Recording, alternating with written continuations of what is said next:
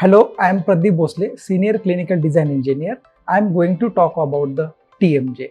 TMJ is also known as Temporo Mandibular Joint. It is used to facilitate movement of the lower jaw.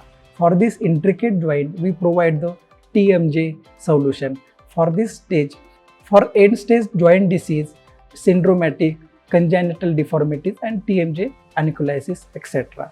And benefit and features of our design is by pre-planning, we can restore the natural chewing and biting functions. Also, maximum retention of good stability. Here we do FEA analysis, which help us to detailed understand on clinical implications, which is further for planning of screw locations and stability, etc.